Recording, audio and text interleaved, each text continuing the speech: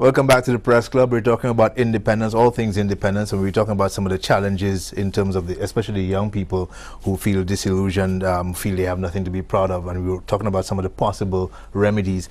We spoke about the role of the government. I wanted to talk a little bit about some of the other players, including the media. I mentioned earlier that at the launch of the official calendar of activities for independence, the Cabinet Secretary threw out a challenge to the media to play a bigger role in getting that message out, creating that sense of national pride. How do you see us fitting into that overall scheme? It starts at the beginning. Each of us in the media has to individually accept and conclude that we probably, like everybody else, haven't given sufficient attention to the whole independence debate. Like the rest of the nation, because we cover issues, we tend to be seasonal in our coverage of independence as well, because it comes once a year. And as we see in the papers today, I mean, the papers are waiting for their supplements. You know, there's money to be made around every celebration, and every year the media houses reprint and reproduce the same things. You look at the supplements, national anthem, coat of arms, activities of the day, photographs of the activities, reports on what took place, but hardly do you see analyses, opinions, debates, discussions of what has changed in how we observe independence over the year, what has changed in how we cover independence over the years. Should we as a media only be interested in reporting the independence activities, or should we, as a result of our common acceptance, hopefully, that we are not there yet in terms of a national acceptance and understanding of all of the issues relating to independence, then we go into that mode that we tend to forget, that I always remind us that we're part of the community, and therefore we have to see, we have to accept that if we haven't seen new ways and means to do the old things, then it is because, like everybody else, we were just moving on. So it would, in my recommendation, like we started off, I would say, if between now and our 40th anniversary, we in the media decide to read more, study more, look at the examples of other countries more, so that we could share in their, you know, their good experiences, and be able to sufficiently understand why they went wrong to avoid those things. I think we need to do that. I also think families, you know, at the family level, the discussion, you know, those parents and grandparents who experienced the independence, the advent of independence, and are still caught in the partisan divisions that came on Independence Day. They need to engage their children and grandchildren who were not there in a discussion, not just to explain to them what happened and, you know, what went wrong and what you disagreed with, but to ask them, our children and grandchildren, the people in the household, exchange views about independence, discuss it, so that the young people will find an opportunity to say, well, that was you and you all back then, I wasn't there, but, you know, what does that mean for me? So, you know, you engage in that discussion, and you'll find that in that discussion, in many households, you'd find that both the parents and grandparents and the younger persons would have one common discovery, and that is their respective understandings and appreciation of independence is one that is mistaken from the standpoint of only the elderly generation merely looking at the forms, the colors, the flags, the politics, the excitement, the opposition, you know, the issues that happened on the day, because there was no battle, no fight, no history, no struggle leading to that. So John Compton woke up one morning and decided to ask for independence, and proceeded to go ahead and make independence part of his party's campaign for the upcoming general elections. The opposition opposed it. So, but the young people don't care about that today. Every year, including this year, and I think you would see that more young people are sporting the colors.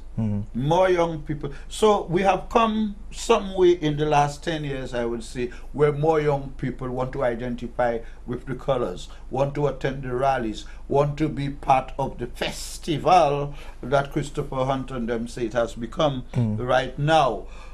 We need to take advantage of their willingness to come and hold that big, large, long flag like they did the year before with the governor and so on.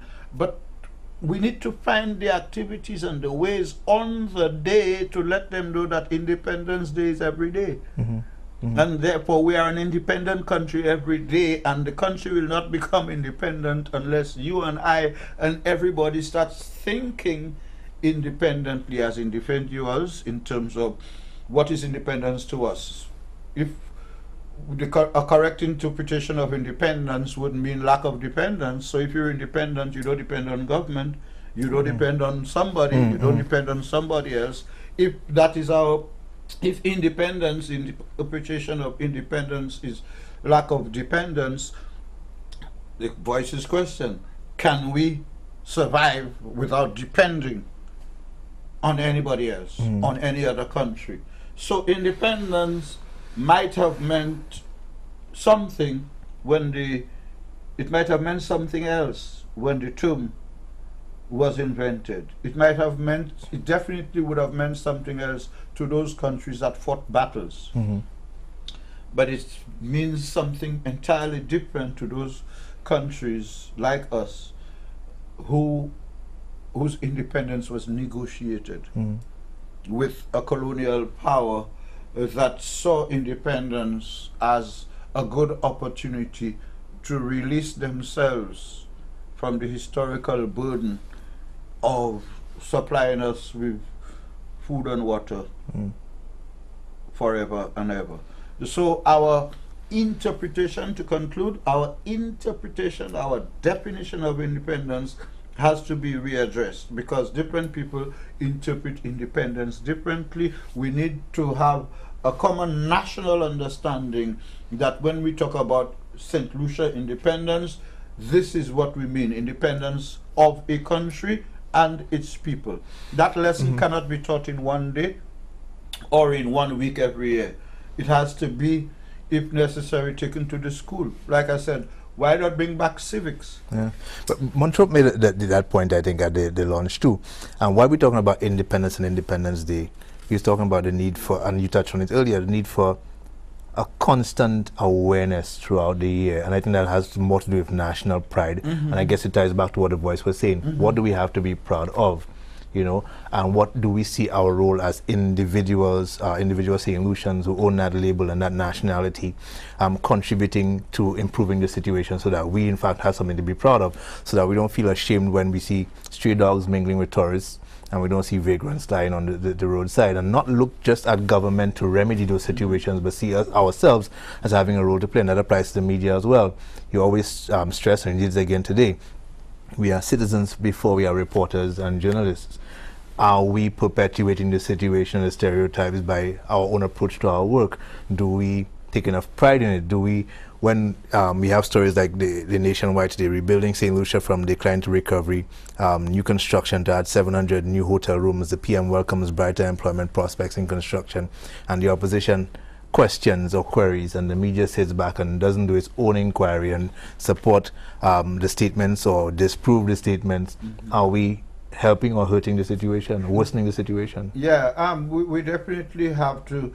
I think those who invite the media to play a role, and you know, we're always called upon, what is the media doing, what is the media doing? I think that is an acceptance that the role of the media is powerful, influential, effective. That is acceptance of that. And the request for us to do more has to be seen by us and interpreted by us as us being called upon to get up, to do more, but not for government, not for opposition, but for the society.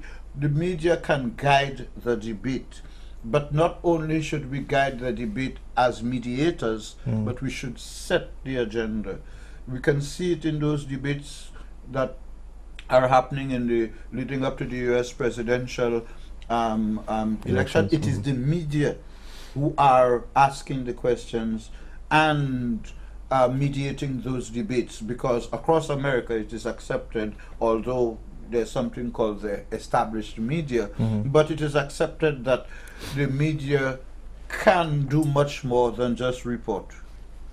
We need in St. Lucia to go to that phase where we set the stage for debate. We stop expecting government to say the things that we want to say and do the things that we know need to be done to get governments and opposition and parties to discuss the issues that we put to the fore. Sorry about that. But generally, I think we can get there. But as I always say, you have to have a strong center. Yeah.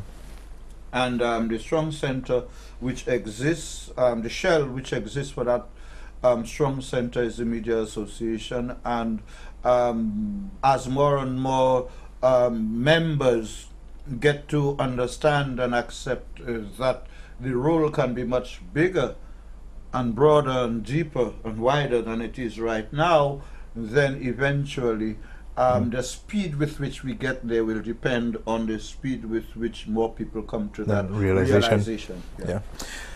Out of time.